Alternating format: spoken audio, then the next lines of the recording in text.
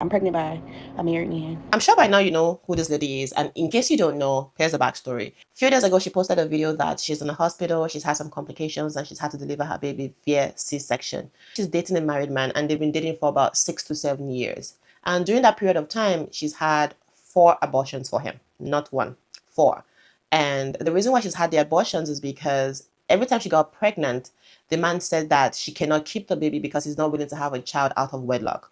And being a married man, he will have to divorce his wife for him to be able to marry her and then have a baby with her. So she was okay with the plan. 4 different times she had to abort the baby. On the day this video was made, she was in the hospital. She's upset that she's about to have the C-section and the man has not been answering her calls. The man saw her first video because obviously it went viral. He showed up at the hospital for one night. Ever since then, he didn't come. In fact, at the point where they were getting discharged from the hospital, had the baby, the man didn't show up to pick them up. She had to take a taxi home. So I'm thinking about reaching out to the wife, like, Why are we informing the wife? You had your relationship outside the entire time. She might or might not have known about it, but now you have the audacity to want to call that woman and disturb her peace. When women call women up and say, hey, I'm dating your man, I just want you to know, I feel like it's unfair that he's doing this behind you. There's no good intention behind it. The only reason women do that is so that you can get angry and move out of your home. When they call you, go, okay, and so what? What am I supposed to do? You are outside.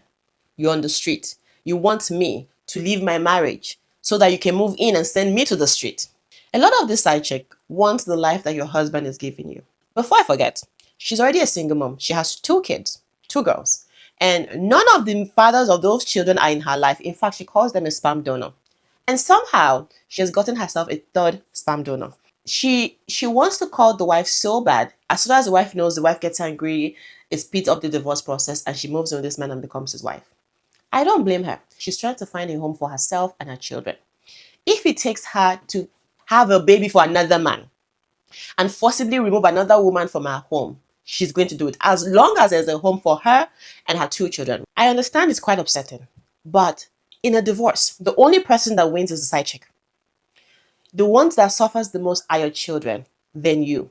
Because now you're going to go from the stability you have right now to now switching places with the side chick, that's the single mother.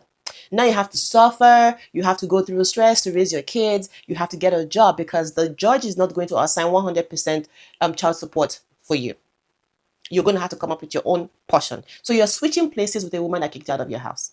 One time I think last year I watched a video where a woman got so upset that her husband cheated on her.